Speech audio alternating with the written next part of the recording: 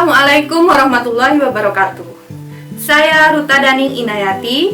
Saya mahasiswa Pendidikan Profesi Guru dalam Jabatan Angkatan 2 tahun 2021 LPTK Universitas Negeri Semarang. Kali ini saya akan menampilkan video PPL siklus pertama dengan materi hidrolisis garam kelas 11 SMA semester genap. Selamat menyaksikan.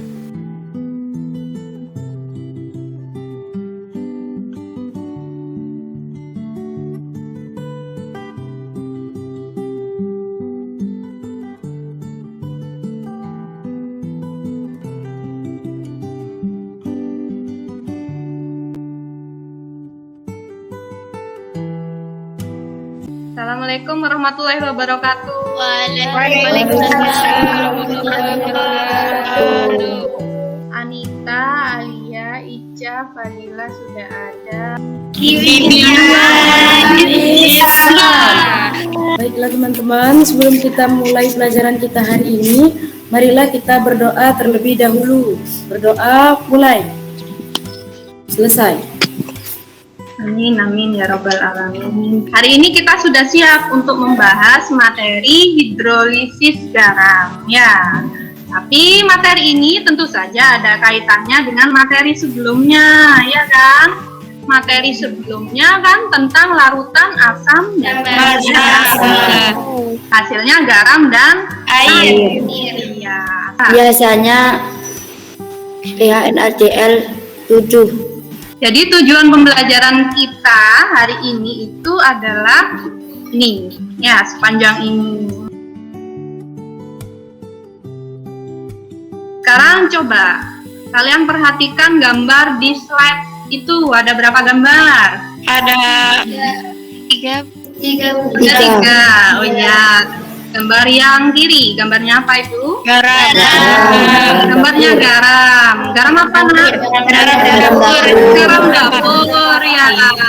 Ya, pasti sudah kenal ini familiar sekali, garam dapur. Terus yang kanan, baking soda. Jadi di dalam larutan baking soda ini terdapat salah satu kandungan garam, yaitu garam natrium bikarbonat. Ya, garam ini diperoleh dari asam lemahnya itu asam bikarbonat dan basanya natrium hidroksida NaOH. Sehingga pernah ibu coba di tes pH-nya itu hasilnya ternyata tidak netral. Nah, ternyata hasilnya itu malah basa. Loh, padahal tadi NaCl netral kan ya? Iya. Ya, ternyata soda kuenya kok basah ya? Loh, kenapa ya? Nah, kenapanya itu yang akan kita cari jawabannya hari ini ya. Kenapa ya? Ya. Nah, berarti sekarang kalau gitu Ibu bentuk kalian menjadi kelompok dulu. Apa sih hidrolisis garam itu? Saya Bu. Hidrolisis garam adalah penguraian garam oleh air. Ini tadi kan ada larutan garam apa tadi? Amonium asetat ya. Iya, Bu. Nah, setelah dilarutkan dalam air, ternyata larutan garam amonium asetat atau CH3COONH4 ini ya, itu berdisosiasi atau terionisasi menjadi ion yang hitam ini ya. Yang hitam ini CH3COO-, terus yang biru ini NH4+. Ya, terus yang merah ini jadi itu dari ion OH- dari air ya. Kalau yang putih kecil ini ion H+-nya dari air. Terus setelah itu gimana? Bergabung ya kan? Bergabung menjadi, nah yang merah ini nanti ketemu direaksikan dengan air, ya, maka yang merah akan ketemu dengan H+, menjadi ion asetat, ion amonium, ion hidroksida, dan ion hidrogen. Nah, Reaksi tersebut merupakan hidrolisis sempurna. Yang Kemudian barusan. reaksi yang kedua antara garam amonium klorida dengan air. Keduanya terdisosiasi pula menjadi ion-ion.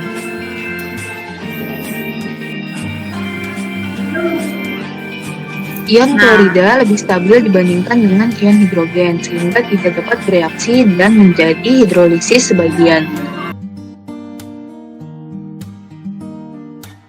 Coba dibuka LKPD-nya masing-masing. KPD-nya sudah? Ya, Bu. Sudah di-download? Nah, LKPD itu akan diselesaikan secara berkelompok. Jadi sekarang kita menuju room kelompoknya masing-masing ya.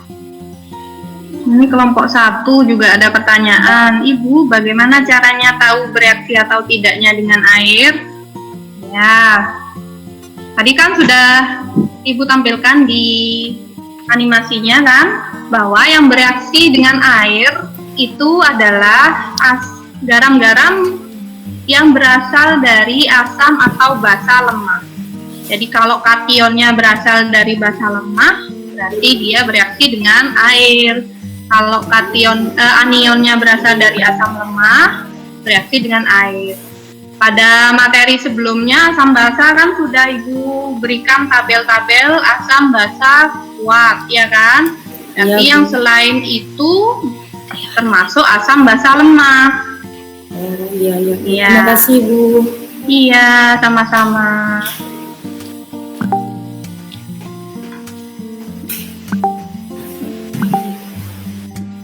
Ya, silakan Fadila. Mau tanya apa? Kelompok 3 gimana ya kelompok 3? Sebentar.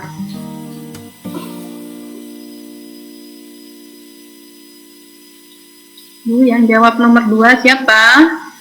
Perwakilan saja yang jawab nomor 2, mungkin bisa dimulai dari Firda, dari Dila. Ketua kelompoknya ya.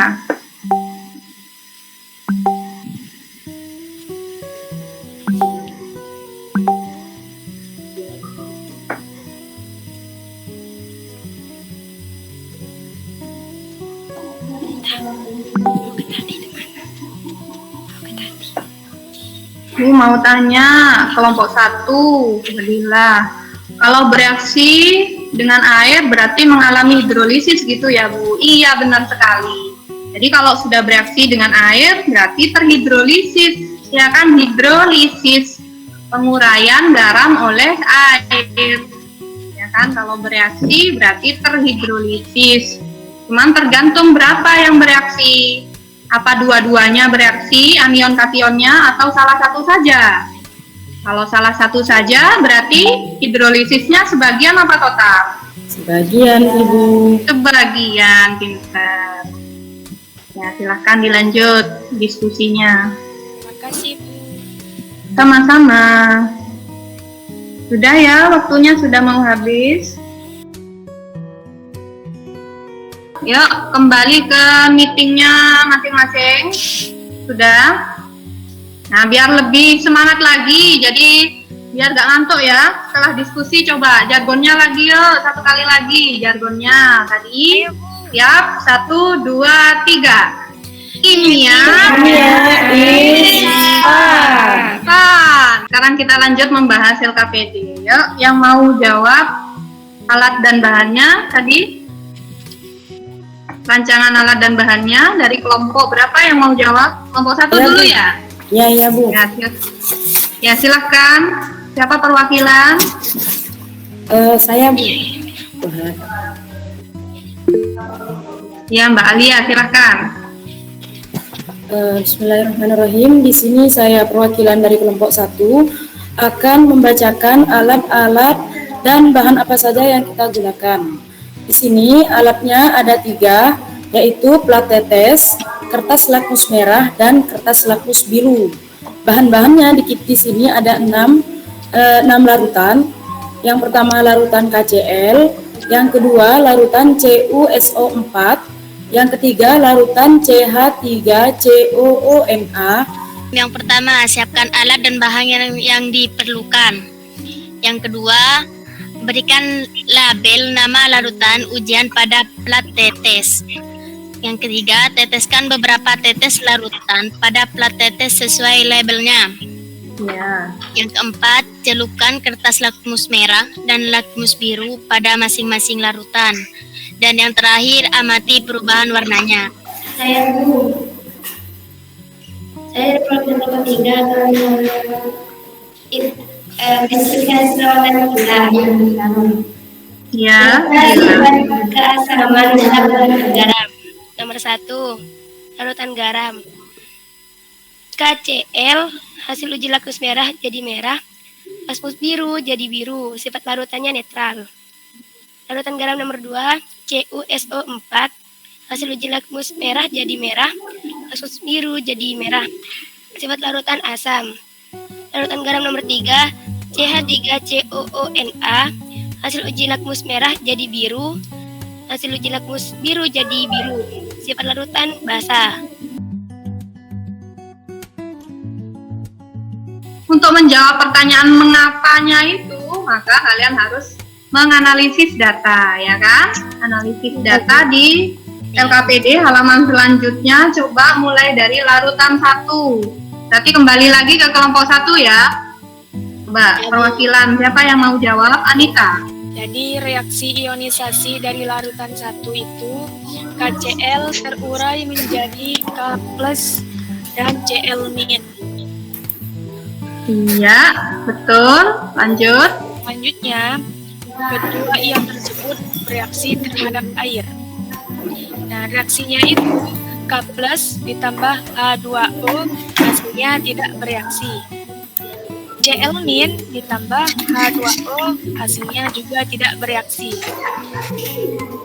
Jadi di sini kesimpulannya, kation yang berasal dari K+ tidak bereaksi dengan air, artinya tidak mengalami hidrolisis.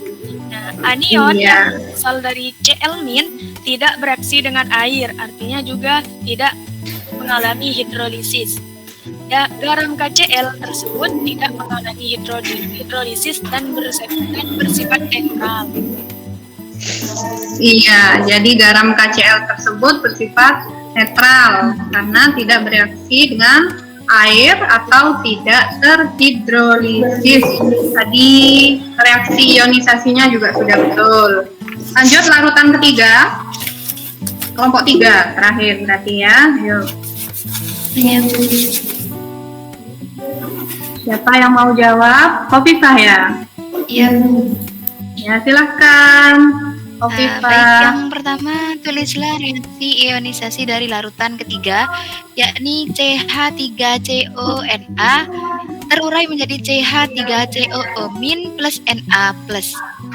Kemudian yang kedua, apakah kedua ion tersebut bereaksi terhadap air? Jika iya, tuliskan hasil reaksi ke-1. Na plus H2O tidak bereaksi. CH3COO- plus H2O bereaksi menjadi CH3COOH plus OH-. Jadi kesimpulannya, kation yang berasal dari Na plus tidak bereaksi dengan air, artinya tidak mengalami hidrolisis. Anion yang berasal dari CH3COO- bereaksi dengan air, artinya mengalami hidrolisis. Garam CH3COONA tersebut mengalami hidrolisis sebagian dan bersifat basa. Ya, sudah? Ya, terima kasih Khofifah. Kesimpulannya, Oh ya, Leli, silahkan. Reaksi hidrolisis garam, Bu, yaitu reaksi antara ion-ion garam dengan H+ dan OH- dari air. Reaksi hidrolisis garam itu terbagi menjadi 2, yaitu hidrolisis total dan hidrolisis sebagian. Soal di LKPD-nya itu di lembar paling belakang ya, ada 5 soal. Itu nanti dikerjakan ya. Terus difoto, hasilnya dikirim di grup WA. Silahkan Mbak Alia dipimpin lagi doanya. Ya, Bu. Baiklah, sebelum kita mengakhiri pelajaran hari ini, marilah kita berdoa terlebih dahulu. Berdoa mulai. Selesai. Amin ya Rabbal Alamin. Ini ya. Ya, Oke, terima kasih. Assalamualaikum warahmatullahi wabarakatuh. Waalaikumsalam warahmatullahi wabarakatuh.